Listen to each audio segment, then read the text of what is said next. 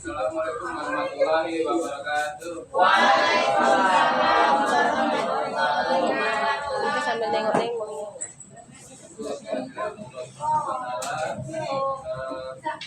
Atas rahmat dan imannya kepada kita, warga besar SDNI 001 Gabungan Kota Batam yang diwadahi dalam komunitas belajar Pena Merah, ya. Salawat serta salam juga kita aturkan kepada pimpinan kita Nabi Muhammad SAW. Semoga dengan bersamaan salawat kepada beliau kita akan mendapatkan manfaatnya di akhir.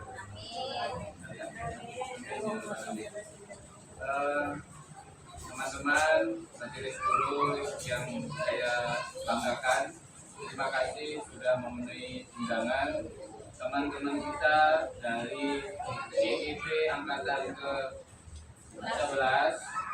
Ya, ada 3 orang di sini, Bu Sri Mulia, ada Pak Indra dan Ibu Azura. Mereka dimandatkan untuk mendiseminasikan hasil dari belajar mereka dalam program penggerak.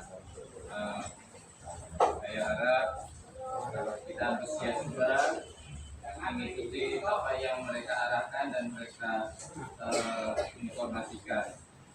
Semoga dapat menjadi pelajaran kita untuk tentunya tujuannya adalah kepada murid ada perubahan di lingkungan belajar kita, di sekolah kita agar lebih baik lagi. Dari saya rasa berbahagia itu sekian, dan Pondok Pena Merah sudah terdaftar di PNM, jadi kita ya, silakan diikuti karena itu penting untuk kita agar kita legitimasinya sah.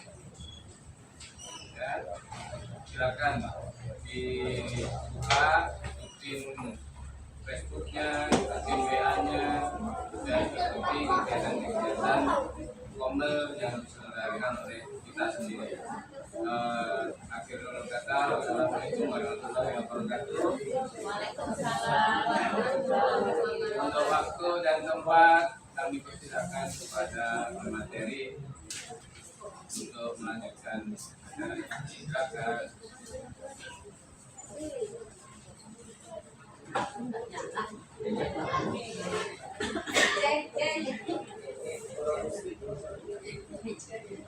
Langsung aja kita mulai, kawan-kawan. Selamat siang semua.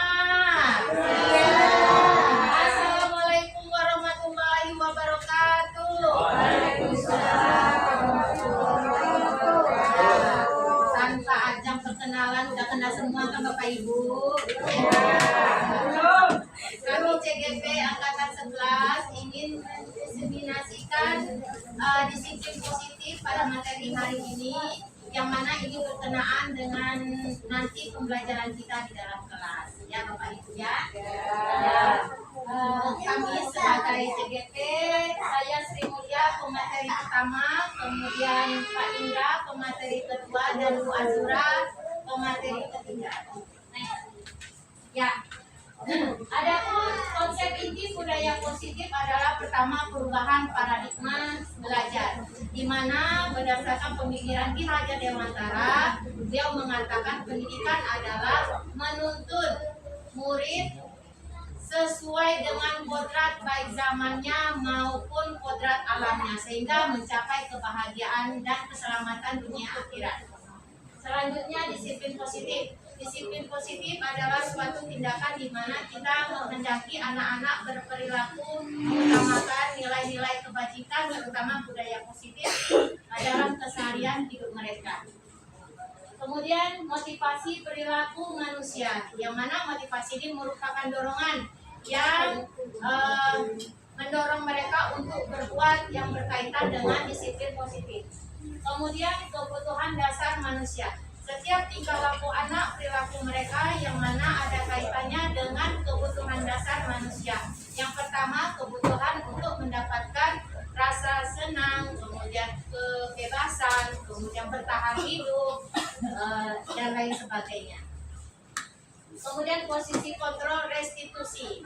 Posisi kontrol ini merupakan suatu pendekatan di mana kita menjalankan tindakan untuk menegakkan disiplin agar anak mengikuti sesuai dengan aturan yang ditetapkan tanpa ada rasa ikatan maupun paksaan.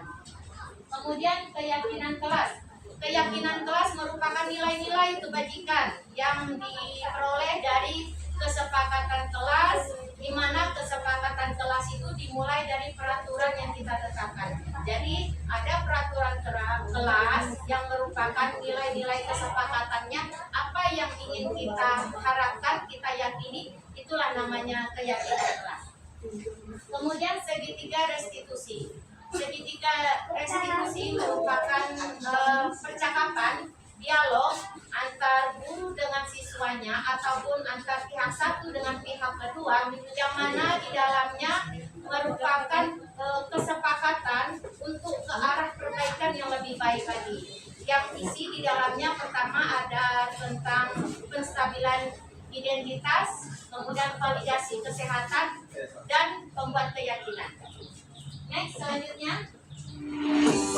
Sebelum kita mulai inti dari materi, kita screening dulu Bapak Ibu ya. Silakan berdiri Bapak Ibu. Ya, ya Bu. Ayo berdiri. Siap. Dan di tempat. Ya, ya. Balik depan. Semangat.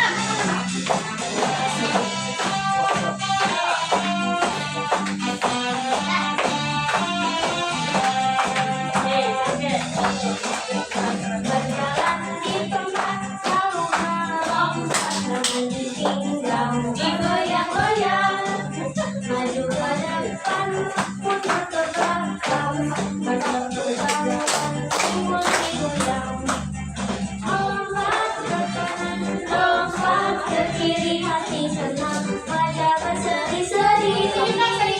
Ayunan kanan ayunan kiri berputar-putar, lambaikan tangan.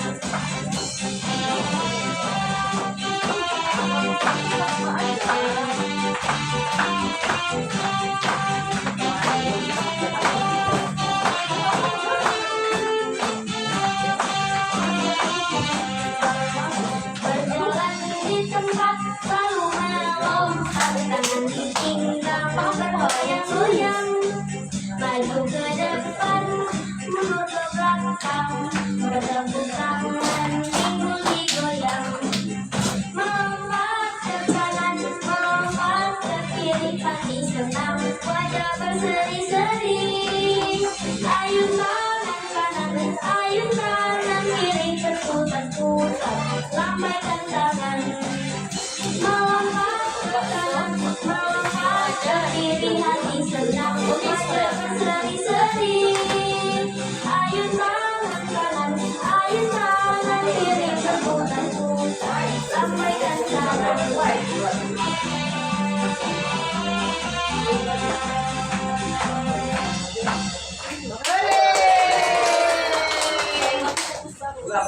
Nah, betul-betul speaking white kamu. Ya, selanjutnya ini adalah materi yang akan saya sampaikan. Pertama, perubahan paradigma, kemudian disiplin. Perubahan paradigma. Pembelajaran dengan paradigma baru merupakan pembelajaran yang dirancang dengan berprinsip berdiferensiasi. Dalam arti berdiferensiasi di mana memfokuskan pertama fokus kebutuhan akan peserta didik, kemudian fokus akan minat, dan ketiga fokus akan keterampilannya. Ada yang tahu? Berdiferensiasi produk, proses, dan konten. Ya, ya Bapak Ibu ya. Next, selanjutnya. Nah, miskonsepsi teori kontrol. Terkadang dalam kejadian ataupun insiden di kelas, kita merasa kita berbuat mengontrol anak, kita merasa itu adalah tindakan yang positif. Padahal dengan menjadi pembuat rasa bersalah, kemudian pemberi hukuman, itu adalah tindakan yang kurang tepat. Jadi kalau seandainya ada insiden di kelas yang kaitannya dengan disiplin positif, sebaiknya kita sebagai seorang manajer harus melakukan tindakan ataupun segitiga restitusi. Ya Bapak Ibu ya, itu adalah pilihan yang terbaik untuk mencapai perbaikan terhadap suatu kesalahan. Lanjut Pak.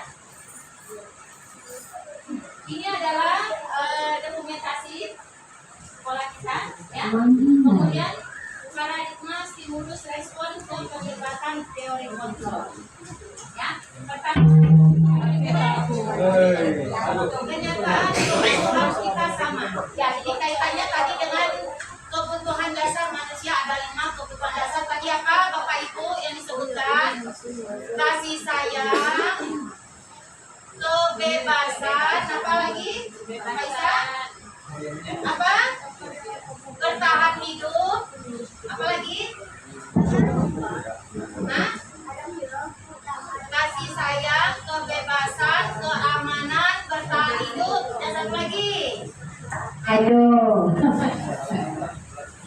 Iya, dan jelas 5 dasar kebutuhan manusia dalam tindakannya ya Bapak Ibu, semuanya tujuannya adalah untuk bertahan hidup. Ya, nilai-nilai kebaikan kaitannya. Lanjut lagi Pak. Ya, disiplin positif.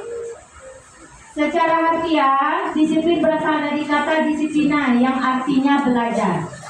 Ya, mengacu pada disiplin diri yang bertanggung jawab pada apa yang dilakukannya berdasarkan nilai-nilai yang diyakini. Jadi Bapak Ibu, seseorang harus memiliki nilai-nilai yang diyakininya. Begitulah cara dia untuk memperoleh motivasi intrinsik dalam disiplin. Kalau seandainya seorang tidak yakin apa dengan apa yang diperbuatnya, bagaimana dia mau mengikuti aturan yang ada? Contoh, ya, kita kalau berkendaraan diwajibkan menggunakan apa Bapak Ibu? Helm. Ya, dia yakin helm itu fungsinya untuk keamanan, maka dia tergerak hatinya secara implisit untuk menggunakan helm. Bagaimana dia tidak yakin kalau helm itu untuk keamanan, tak akan diikutinya. Jadi tumbuhkan dulu motivasi intrinsik seseorang dalam diri ya Bapak Ibu ya, agar kita yakin apa fungsi dari kesepakatan maupun aturan yang kita buat.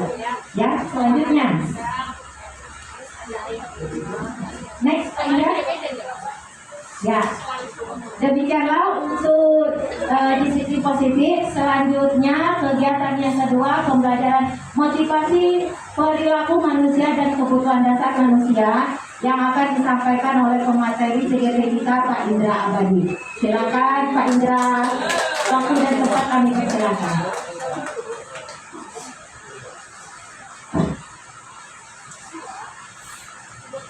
Bismillahirrahmanirrahim. Assalamualaikum warahmatullahi wabarakatuh.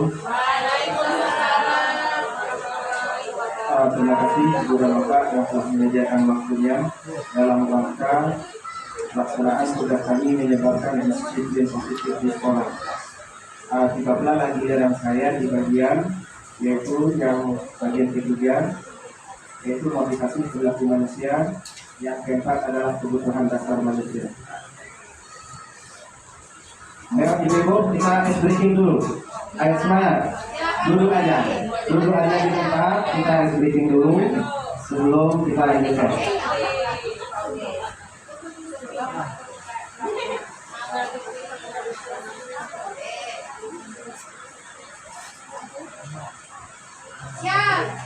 Ayo kita siap Ibu dan Bapak. Angguk 8 kali.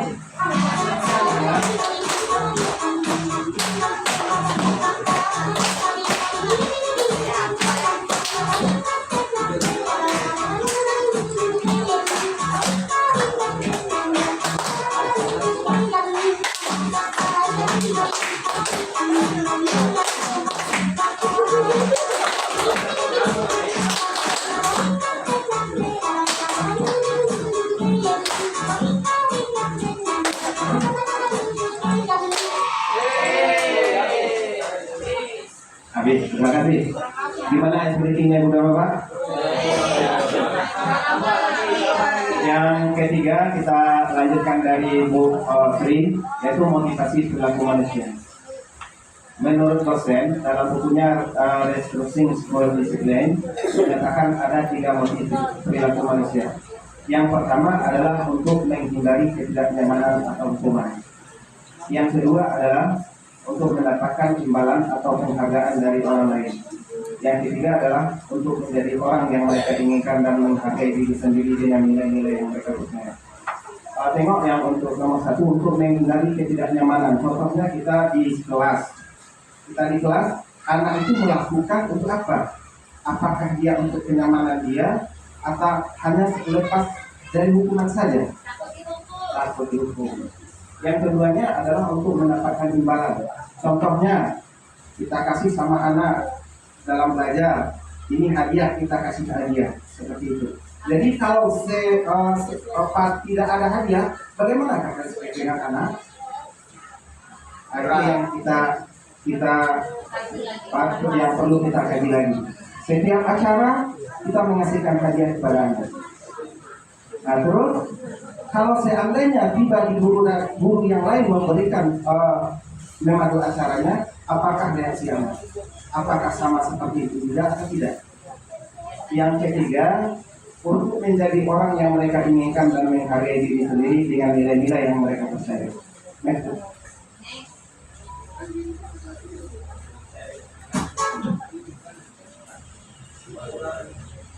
Untuk menghindari ketidaknyamanan atau hukuman, ini adalah tingkat terendah dari motivasi perilaku manusia. Biasanya orang memberikan motivasi perilakunya untuk menghindari ketidaknyamanan. Akan bertanya apa yang akan terjadi apabila saya tidak melakukannya. Sebenarnya mereka sedang menghindari permasalahan yang mungkin muncul dan berpengaruh pada secara positif, psikologis maupun tidak terjadinya kebutuhan mereka bila mereka tidak melakukan tindakan tersebut. Motivasi ini bersifat eksternal. Satu tingkat di atas motivasi yang pertama, di sini orang berperilaku untuk mendapatkan imbalan atau penghargaan dari orang lain. Orang dengan motivasi ini akan bertanya, apa yang akan saya dapatkan apabila saya melakukannya? Mereka melakukan sebuah tindakan untuk mendapatkan pujian dari orang lain, menurut mereka penting dan mereka dapatkan dalam dunia berkualitas mereka. Mereka juga melakukan sesuatu yang mendapatkan hadiah, pengakuan, imbalan. Motivasi ini juga bersifat eksternal. Lanjut, orang dengan motivasi ini akan bertanya, akan menjadi orang yang seperti apabila saya melakukannya. Mereka melakukan sesuatu karena nilai-nilai yang mereka yakini dan hargai, dan mereka melakukannya karena mereka ingin menjadi orang yang melakukan nilai-nilai yang mereka yakini tersebut.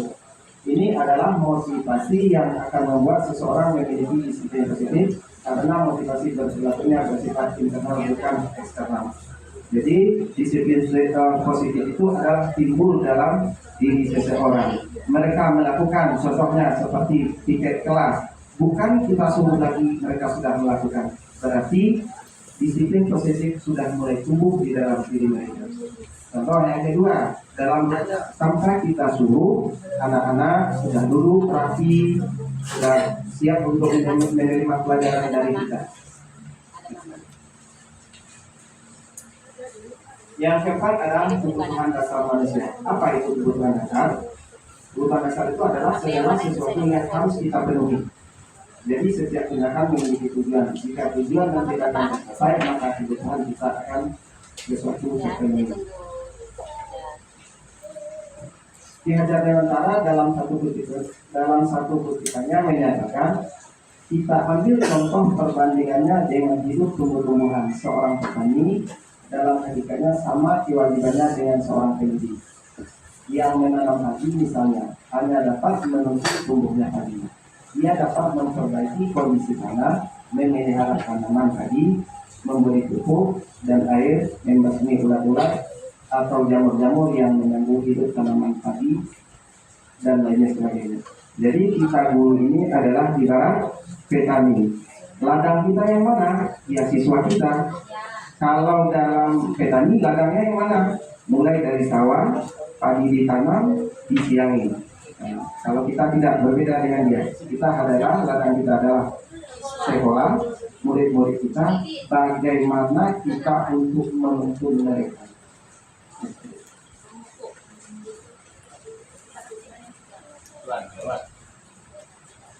Ketika guru memahami kebutuhan apa yang mendasari perilaku murid, dan guru berusaha menuntun dan mendukung murid dalam memenuhi kebutuhannya secara pada hakikatnya guru tersebut ibarat seorang petani yang sedang berusaha memahami kebutuhan masing-masing tanaman, dan ia berusaha memenuhi kebutuhan tanaman tersebut agar dapat tumbuh dengan subur. Nah, ini contohnya. Kami ini tadi terlambat, gangguin teman. Sekarang buang sampah sembarangan. Ya deh, maaf lain kali tidak aku lagi. Aduh, bokor selanjutnya membuat gaduh.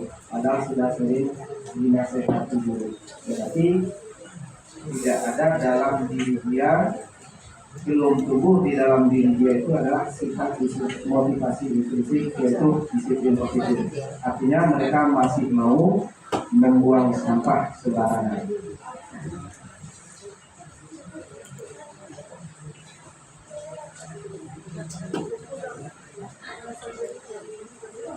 Ada 5 kebutuhan dasar manusia, yaitu kebutuhan dasar, 5 kebutuhan dasar manusia. Yang pertama adalah kebutuhan untuk bertahan hidup, atau disebut juga dengan survival. Apa kebutuhan kita hidup, Bapak dan Ibu? Tentu makan, minum, dan lain sebagainya.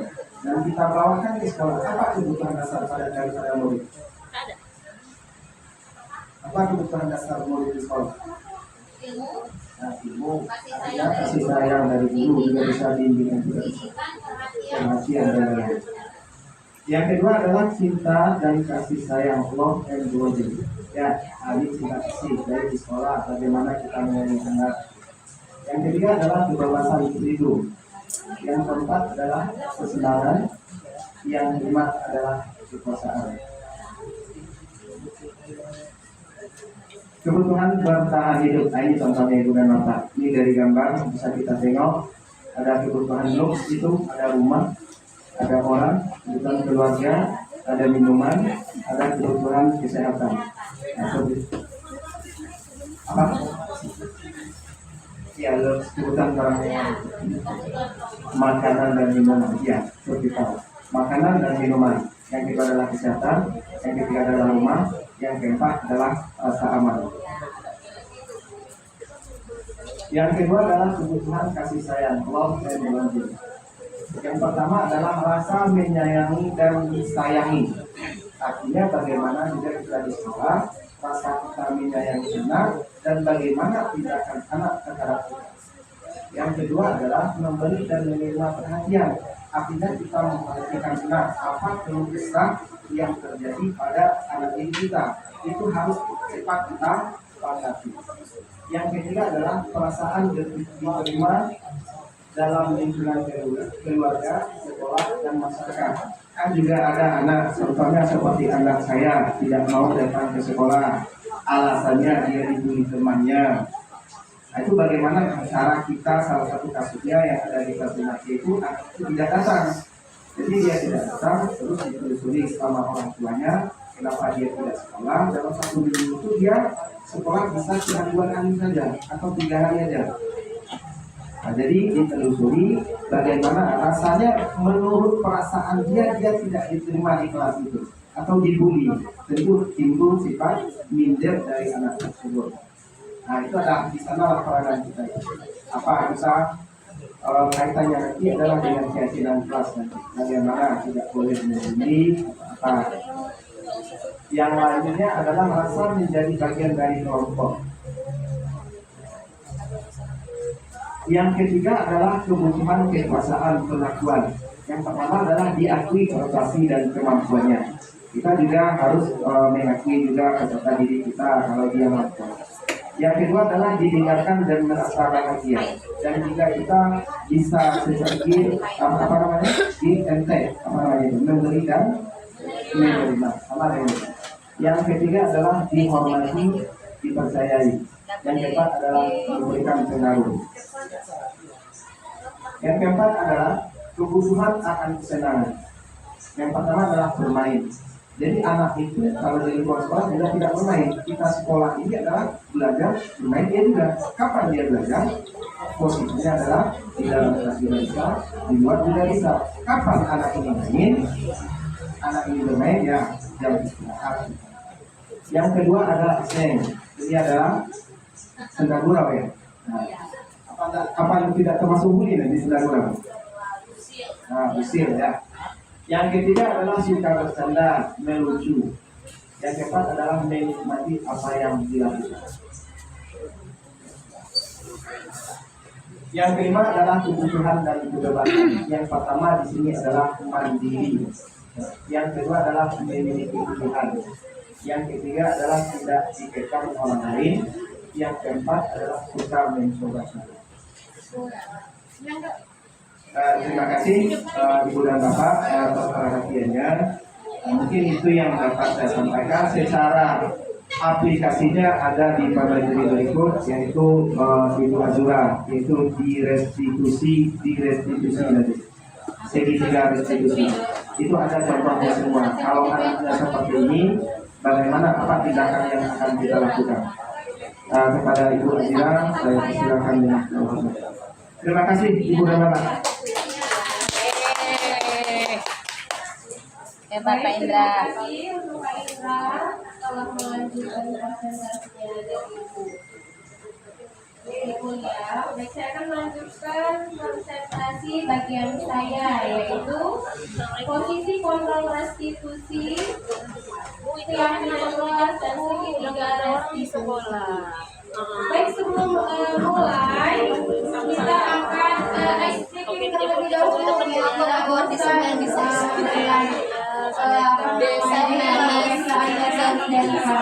diseminasinya benar nggak?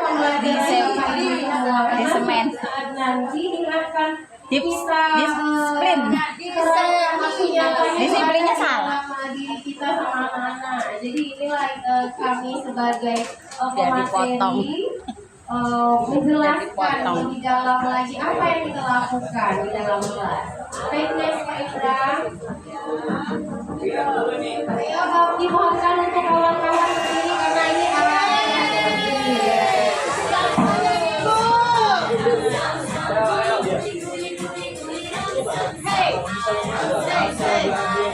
Dapat video.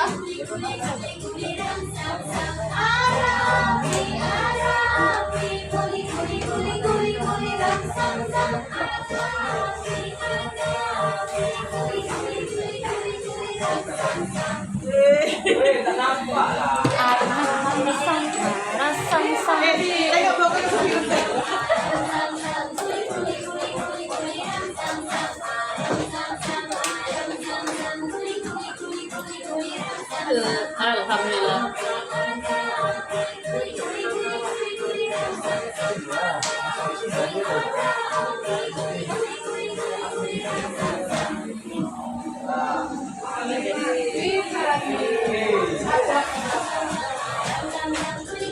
Ini mah joget ya di rumah.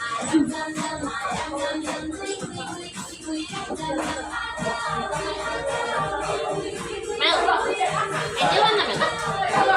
Karena aku belum balik satu orang belum pinjam ikram. Angel itu tuh ikram. Cipta. Udah minta WA nih sama buat diangkat ya. Mana si Angel? Bisa cepat itu ngikuti gerakan. Menyerah. Hebat. Semangat saya.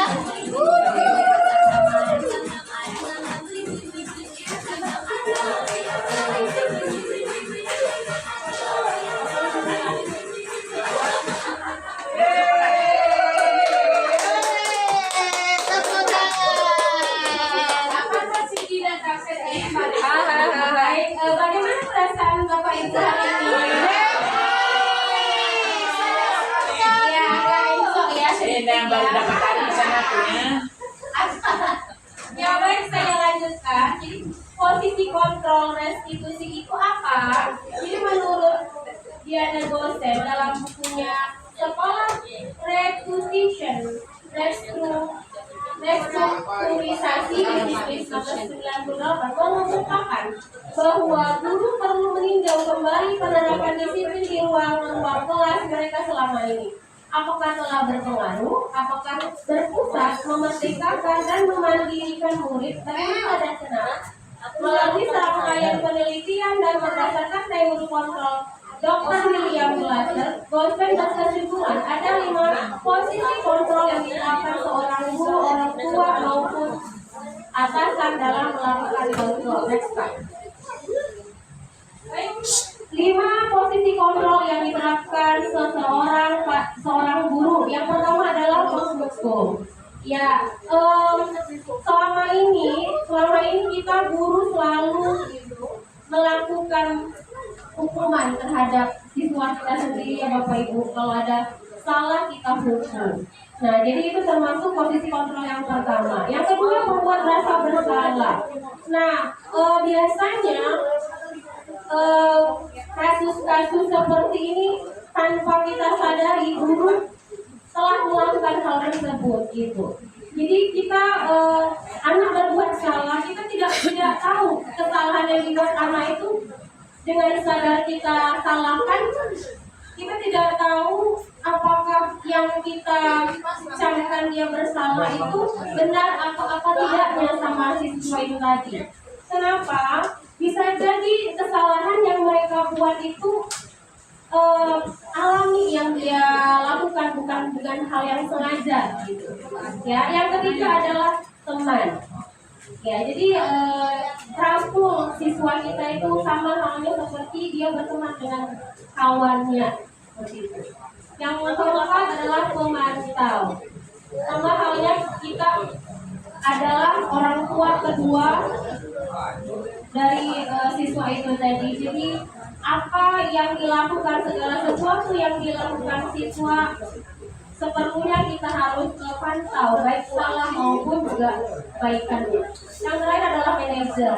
Seperti yang sudah disampaikan tadi sama Ibu Sri Mulia, kita guru sebagai manajer. Kalau di perusahaan, manajernya perusahaan gitu. Kita guru manajer bawahannya, yang murid-murid kalau di perusahaan itu adalah karyawannya, seperti atau bawahannya. Maka kita manajer, jadi siswa itulah yang harusnya mengikuti arahan dari si manajer itu kalau di perusahaan ya Bapak Ibu. Nah seperti itulah kalau kita bandingkan dengan manajer itu tadi. Next Pak. Nah, seperti yang sudah saya sampaikan tadi, nah ini salah satu kasus dari posisi kontrol yang pertama yaitu penghukum. Iya, sebagai penghukum. Jadi seseorang penghukum itu bisa menggunakan hukuman fisik maupun verbal. Orang-orang yang menjalankan posisi penghukum senantiasa mengatakan bahwa sekolah memerlukan sistem atau alat yang dapat menekan murid lebih banyak lagi. Guru menerapkan posisi guru penghukum akan berkata, patuhi aturanku atau awas. Ya, kamu selalu saja salah. Selalu pasti, selalu yang terakhir selesai. Nah, seperti itu. Nah, jadi seperti yang saya bilang tadi, kita sebagai guru kita tidak tahu apa yang anak itu rasakan. Sementara kita tahunya mendikte kau salah, gitu. Seperti itu. Sementara yang anak tersebut tidak mengerti, ibu tidak mengerti apa yang saya alami saat ini. Kenapa saya berbuat seperti yang ibu katakan seperti itu? Nah, jadi itu yang posisi kontrol yang pertama. Ini membuat rasa bersalah. Membuat rasa bersalah itu posisi ini biasanya guru akan bersuara lebih lembut. Membuat rasa bersalah akan menggunakan ketenangan yang membuat orang lain merasa tidak nyaman, bersalah atau rendah diri. Kata-kata yang keluar dengan lembut takan terpisah. Ibu sangat kecewa sekali dengan kamu. Berapa kali Bapak harus memberitahu kamu ya? Gimana coba kalau orang tua kamu tahu kamu berbuat seperti ini, di posisi ini murid akan memiliki penilaian diri yang buruk. Jadi seolah-olah kita sebagai guru itu mendikte bahwa si siswa ini tadi tetap bersalah gitu. Walaupun dengan kata-kata lembut itu tadi. Kalau yang penghukum tadi Bapak Ibu, kalau yang penghukum itu lebih ke kata-kata yang memang nyelkit gitu ya dalam bahasa kita. Tapi kalau yang rasa bersalah ini seperti sindiran halus, seperti sindiran halus ke siswa, tapi nyakitin gitu. Nah, tersentil lah gitu. Jadi itu bedanya antara penghukum sama rasa bersalah itu tadi. Next, Pak. Nah, ini teman. Jadi saya bacakan dulu apa itu maksudnya dari teman tadi. Guru pada posisi ini tidak akan menyarankan murid, namun akan tetap berupaya mengendalikan murid melalui persuasi. Posisi teman pada guru bisa negatif maupun positif. Positif di sini berupa hubungan baik yang terjalin antara guru dan murid. Guru di posisi teman menggunakan hubungan yang baik dan humor untuk mempengaruhi seseorang. Mereka akan berkata, ayo bantulah demi Bapak ya. Ayo kita pergi ke sana membantu Bapak selama ini. Yang sudah kali ini tidak apa-apa, nanti ibu bantu bereskan. Hal negatifnya dari posisi teman ini adalah bila suatu guru singkat tetapi jelas membantu, maka murid akan kecewa dan berkata, saya pikir Bapak Ibu teman saya, murid merasa dikecewakan akan tidak mau lagi berusaha. Jadi maksud yang teman ini Bapak Ibu, perbedaan yang positif dan negatif, teman yang positif dan negatif itu tadi, seperti yang saya sudah sampaikan pada 5 posisi kontrol itu, kita rangkul murid itu sebagai teman gitu. Kita jadikan mereka teman itu bagi yang positif, seperti kita meminta seorang murid untuk membantu kita, itu sama halnya dengan teman yang positif, bagian positif. Tetapi ada kalanya si siswa ini tadi merasa dia tidak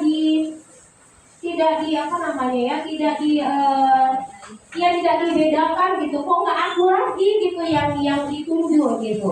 Jadi namanya teman tuh harus dirangkul semua, yang namanya ayo semuanya nak keluar gitu, jangan satu orang ya. Jadi kalau satu hanya orang-orang itu aja, itu memicu positif dan negatif. Ya positifnya ya kita bisa menganggap siswa itu teman, yang negatifnya si siswa itu beranggapan, kok nggak aku lagi, kok ibu udah nggak sayang sama aku lagi, kok aku lagi yang nggak ditunjuk. Nah seperti itu ya. Bapak Ibu lanjut Pak.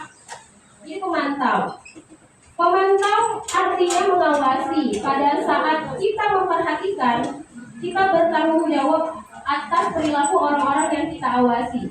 Posisi pemantau berdasarkan peraturan dan konsekuensi. Dengan menggunakan sanksi atau konsekuensi, kita dapat memisahkan hubungan pribadi kita dengan murid sebagai seorang yang menjalankan posisi pemantau. Pertanyaan ditujukan kepada seorang pemantau, peraturannya apa? Apa yang telah kamu lakukan? Sanksi atau konsekuensi apa? Seorang pemantau dapat mengadakan penghitungan catatan data yang dapat digunakan sebagai bukti atas perilaku seseorang. Nah, jadi maksud dari pemantau ini Bapak Ibu sama halnya dengan pembuat peraturan atau konsekuensi. Contoh, salah siswa kita kan sering itu tidak memakai sepatu kalau sudah di dalam kelas, atau mereka tuh lagi acara kegiatan hari Jumat budi pekerti. Biasanya setelah selesai budi pekerti mereka tidak menggunakan sepatu sampai pulang gitu. Nah itu kita bisa jadikan buatkan peraturan yang di dalam kelas atau konsekuensi yang akan kita ambil pada siswa tersebut itu apa gitu. Next Pak. Manager. Oke, baik, manager itu adalah posisi terakhir. Manager adalah posisi di mana guru melakukan sesuatu bersama dengan murid, mempersilahkan murid mempertanggungjawabkan perilakunya, mendukung murid agar dapat menemukan solusi atas permasalahannya sendiri. Seorang manajer telah memiliki dan merancang di posisi teman maupun pemantau, dan dengan demikian bisa jadi di waktu kapan akan kembali ke dua posisi tersebut bila diperlukan. Nah, seperti yang sudah saya sampaikan di awal tadi, jadi si manajer ini tadi sama seperti di perusahaan gitu. Jadi kalau ada masalah dengan karyawannya, atau kita pun ada masalah dengan siswanya itu tadi, kita bawa ke ya Bu Des. Kami setuju apa yang telah disampaikan oleh Pak Isarwodo. Jadi posisi guru memposisikan kontrol dirinya terhadap 5 posisi pertama sebagai teman tadi, memang ada dampak positif dan negatifnya. Jadi sebagai teman yang sisi positif, anak murid kita tuh merasa dihargai, merasa ada yang menemani dia. Contoh, mungkin perilaku ini bisa kita terapkan di kelas. Mungkin dia anak kesulitan mungkin memasangkan tali sepatunya Bapak Ibu ya. Kemudian kita berperilaku sebagai sini Ibu bantu. Nah itu contoh guru yang memposisikan dirinya sebagai teman. Namun ada negatifnya, betul seperti apa yang Pak Isa sampaikan. Mungkin dalam sisi negatif, seandainya anak terbiasa dengan hal seperti itu, dia akan merasa kurang percaya diri pertama muncul. Habis itu mempunyai kebiasaan selalu dibantu, dipermudah, akhirnya terbiasa tidak mandiri, dia kan? Kurang rasa tanggung jawabnya, ya Bapak Ibu ya. Itu tergantung kita memposisikan diri kita menggunakan kalimat-kalimat yang bijak, ya Bapak Ibu ya. Terima kasih atas respon positifnya dari Pak Isa. Kita lanjutkan dari pertanyaan terakhir nih dari Bu Daswati. Ya Pak Indra ya, silakan Bu Das.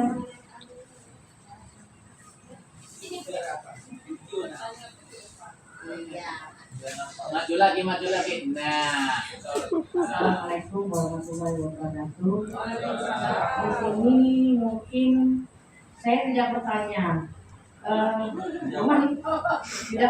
cuman saya minta solusinya.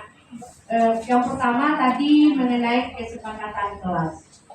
Saya kan guru kelas rendah, ya. Tentu saya yang sendiri yang membuat kesepakatan itu. Sementara kesepakatan itu lahirnya dari yang itu perumuk dengan anak siswa. Nah, sementara kami guru kelas rendah bahasa kaliannya sangat berbeda. Terus yang kedua, Iseng tadi materi siapa tadi ya? Azura ya. Iseng di sini kelas saya ada 1 anak. Iseng jadi akhirnya anakku tidak nyaman di sekelilingnya. Ada aja kalau temannya mau lewat, kadang dia duduk sebelah luar, temannya di dalam. Itu nggak boleh lewat itu. Kamu lewat di bawah meja. Lewat temannya di bawah meja. Jadi bagaimana mengatasi anak yang iseng seperti itu? Nah, itu aja. Assalamualaikum warahmatullahi wabarakatuh. Waalaikumsalam warahmatullahi wabarakatuh. Jadi ada 2 ini.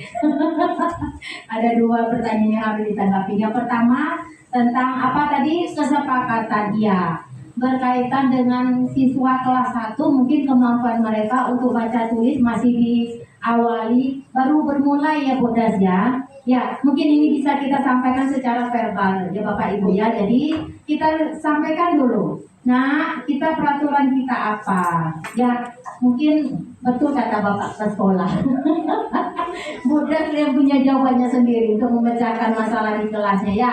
Berhubung anak kelas 1 belum bisa baca tulis, apa yang kita tulis nanti kan masih juga belum paham ya kan Bu Des? Iya. Jadi langkah pertama kami hanya bisa menyadarkan secara verbal, nggak perlu ditulis ya kan? Yang penting anak ingat. Nah, kita buat peraturan. Apa peraturan nak? Bu, nggak boleh makan di kelas. Iya. Nggak boleh makan di kelas, kita harus makan di tempatnya. Contoh makannya di kursi meja di luar di kantin ya kan. Nah, makan di tempatnya itu udah kesepakatan ya kan. Kenapa kita makan di luar Bapak Ibu? Salah, bukan Bapak Ibu. Mengapa kita makan di luar anak-anak? Bu, agar kelas kita bersih. Nah, itu menjaga kebersihan. Kebersihan sudah merupakan nilai keyakinan. Jadi nggak harus dituliskan, bisa secara verbal ya Bapak Ibu ya. Nanti kita guru harus mencatat itu. Jadi ada bukti untuk ditempel, ya kan, sebagai bukti administrasi, ya kan. Nah, jadi ditempel keyakinan tadi, suruh anak tanda tangan. Bu, belum bisa tanda tangan, alat coret-coret aja lah. Coba Bu Des.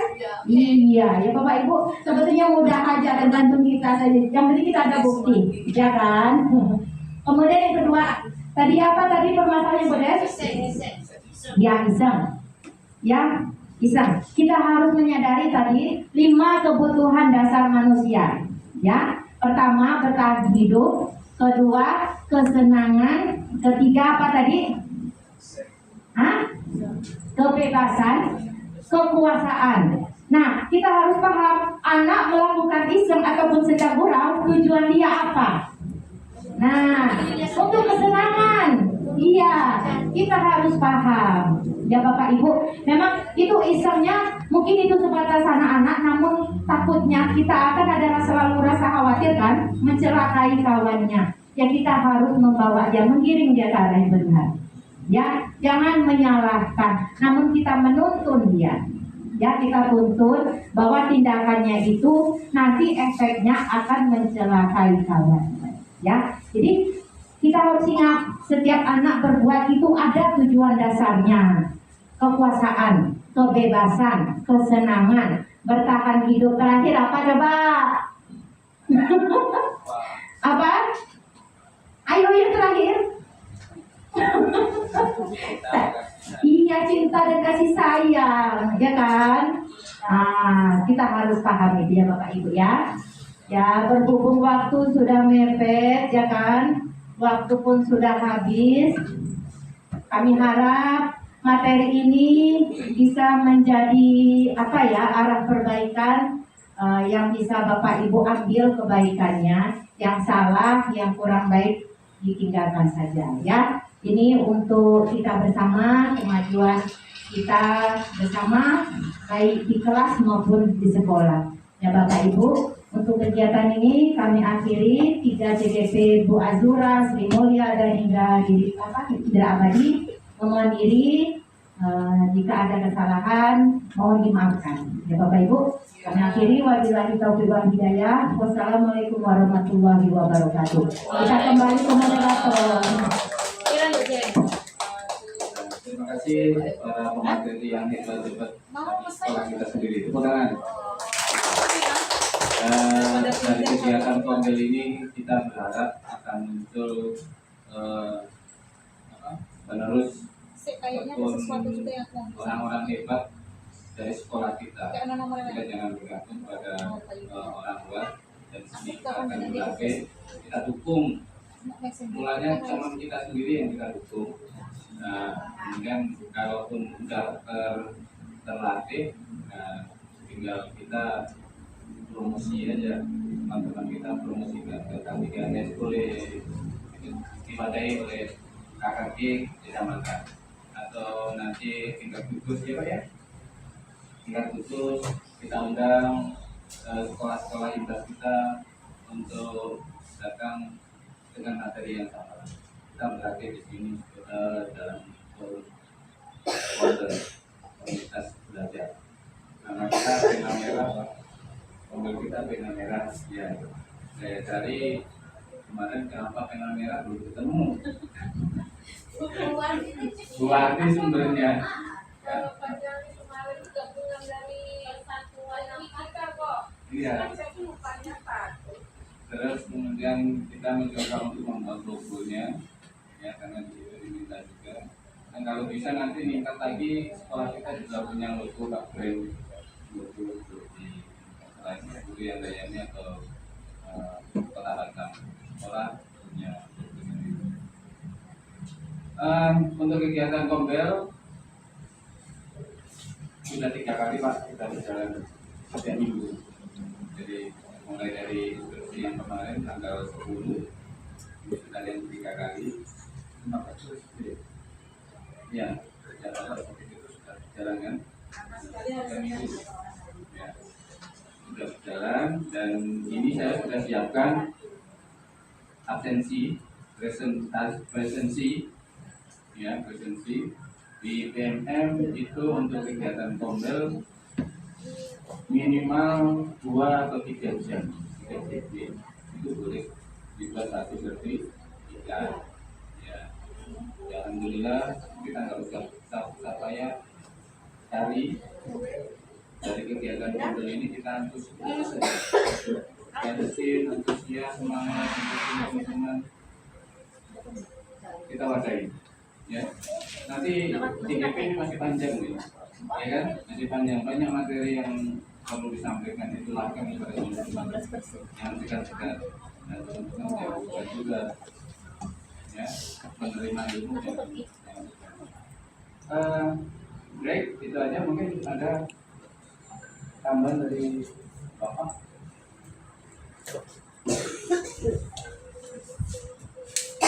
Oke, terima kasih Bapak Ibu semuanya. Alhamdulillah, semangat semuanya. Semangat itu semangat kita. Saya berkeinginan Kombel kita ini memang duduknya Kombel. Jadi nuansa tempat duduk kita di ruang ini, kalau bisa kita buat kelompok kelas 1, 2 sampai kelas 6. Jadi di situ kita bisa melihat mana yang tidak aktif. Jadi bentuknya sama dengan bentuk siswa kelas. Seperti ini lagi. Berarti misalnya kelompok bukan nama-nama. Kelompok kelas 1, kelas 2, grup videoka, grup agama. Yang kedua, kegiatan kelompok ini kalau mendapatkan sertifikat minimal 2 jam ya. 2 jam. 2 atau 3. 3 jam. Ini sudah berapa jam? 10 tak sampai 2 jam ya. Masalah waktu bisa kita atur. Yang penting kita serius. Ilmu itu kita laksanakan, bukan hanya dengar sebelah kanan, keluar sebelah kiri. Ini ke depan. Kombel ini akan kita bentuk kombel gugus. Itu jadi motornya kita seperti itu. Seperti ini memang yang terdepan bagi sekolah gugus imbasnya. Kita sangat naik. Kalau guru di SDIT tidak bisa tampil dan tidak bisa mengalu, ini sangat lucu. Malu. Jadi saya tidak berapa membentuk di tubuh kita ini. Sementara kalau kita harus minta sembilan bentuk untuk di pusat. Maka kesempatan bagi kita dalam mengajar, memanfaatkan kawan-kawan yang sudah ikut sekolah guru bergerak, kita berbagi ilmu. Selanjutnya Bapak Ibu, modul kita itu jadi 8 bulan. Saya masih melihat turun tanpa panduan.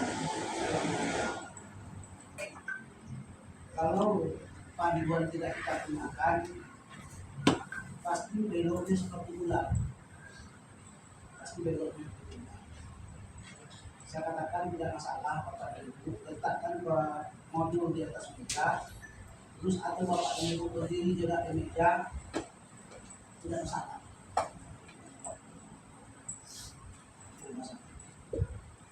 Terus keliling-keliling balik lagi ke meja, tidak masalah. Daripada nanti kita berjuang sendiri, pasti akan berjuang. Kita akan berkomunikasi. Saya sangat bangga sekolah kita tetap bergerak terus sesuai dengan moto bergerak. Apa motonya? Bergerak, dan bergerak. Jangan malu-malu dan jangan segan-segan bertanya kepada Ibu. Kita semuanya dalam belajar. Kita dalam belajar. Di KMM dibutuhkan sejumlahnya. Saat pengerjaan banyak tuh dibutuhkan. Luar biasa. Kenapa kita santai-santai? Karena kita sebenarnya tidak paham. Tidak paham. Saya tak sanggup kita dulu, jujur saja. Tak sanggup. Tapi masih banyak yang begitu. Yang tes kemarin saja luar biasa banyak. Setelah kemarin 124 ya. Gugur. Ya, tes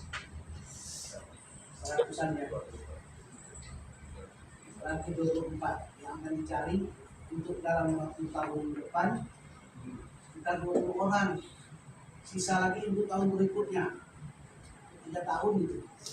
Berarti 25 itu 3 tahun yang akan diangkat dari kepala sekolah. Rata-rata ibu-ibu yang akan menjadi kepala sekolah ke depan ini mayoritas ibu-ibu. Saya itu kemarin yang ikut tes itu hanya 5 orang lagi, termasuk Rizal. Kemudian tes satu, semangat luar biasa. Semoga kita akan saja dan lulus sebagai perwakilan dari sekolah kita walaupun saat ini berada di SD 19. Yuk semangat Bapak Ibu. Kita cari formulasi yang terbaru sesuai dengan kebutuhan sekarang. Pembelajaran tidak lagi seperti dulu pola lama. Kalau kita masih berpikir dengan pola lama, ya tidak bergerak namanya. Untuk bergerak tidak kali 12 orang. Bergerak itu bukan berarti bergerak asal-asalan. Terus pertanyaan tugas tadi, bagaimana cara membuat kesepakatan kelas rendah, kelas bawah? Bahasa kesepakatan di kelas rendah ini bahasa sederhana saja. Tak usah terlalu panjang kalimatnya, karena anak bisa baru membaca hanya 1 kata. Bahkan ada suku kata yang dia bisa. Buat kesepakatan yang sederhana dan pendek saja. Kalimatnya tidak boleh makan di kelas, sudah. Kedua, tidak boleh buang sampah, sudah. Yang pendek-pendek saja. Kalau guru kelasnya yang buat, sosialisasikan di kelas, tempel di meja, baca bersama-sama. Tanya anak-anak, setuju? Kalau dia sudah mengatakan setuju, berarti harus kita tegakkan. Jangan lari dari rel itu. Karena kita buat alat, buat peraturan, tapi sebut kita lupa rel. Rel itu itulah relnya. Apa yang dilanggar oleh anak, ya beri. Tapi kita harus berikan. Kalau kelas ini udah gampang, anak-anak udah bisa disuruh kata-kata, udah gampang. Kelas 1, kelas 2 itu sama, masih bersifat sederhana. Ini masalah kesepakatan kelas. Bacakanlah, jangan kita lari dari situ. Oke, itu saja yang perlu saya sampaikan. Mudah-mudahan di bulan habis semester saya akan undang kepala sekolah gugus 1. Bagaimana respek dari kepala sekolah di gugus 1. Apakah memang dia ingin membentuk kobel atau ingin mencontoh kobel kita yang ada. Bisa jadi nanti mereka akan minta contoh apa saja menjadi yang akan saya sampaikan. Kemarin saya buat di itu sebagai pembuka wacana saja kepada ibu, dan bukan itu yang harus kita ikuti oleh bapak. Itu sebagai pembuka wacana wawasan kita. Dan beberapa itu yang saya buat ini sudah luar biasa. Sudah dilaksanakan selama 3 minggu ya. Kalau sudah di-share di PNN, ya. Gimana di sana?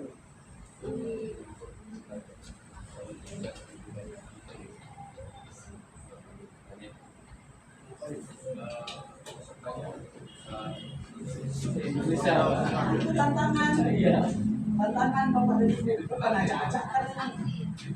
Dan bukan untuk selamanya hanya intern kita saja. Kita harus membuka diri. Pertanyaan-pertanyaan orang, inilah tantangannya. Apalagi daerah-daerah pelosok, hanya nanti ini kita harus berada terdepan, dan kita harus diikuti status kita. Harus diimbas, itu menunggu saja sifatnya. Ini tantangan buat kita semua, Bapak dan Ibu, yang mudah-mudahan kongres ini tetap dipertahankan oleh menteri yang berikutnya, karena 5 kali akan berakhir 2 tanggal 21 Oktober ya. Ada bulan lah, habis masanya. Apakah dia diganti atau tak diganti, dan pasti kritikan guru mereka hari ini luar biasa, banyak kritikannya. terutama PGRI juga mengkritik tentang kegiatan-kegiatan yang ada di PMK. PGRI malah minta dihapus kegiatan di PMK itu, sangat membebankan para guru. Itu PGRI, rapat nasional PGRI. Saya mendukung juga kegiatan itu. Tapi di satu sisi PMK ini juga membuka wacana pikiran kita bersama. Oke, itu saja. Terima kasih. Semangat untuk kita semua dan tetap bergerak. Baik, Assalamualaikum warahmatullahi wabarakatuh. Waalaikumsalam warahmatullahi wabarakatuh.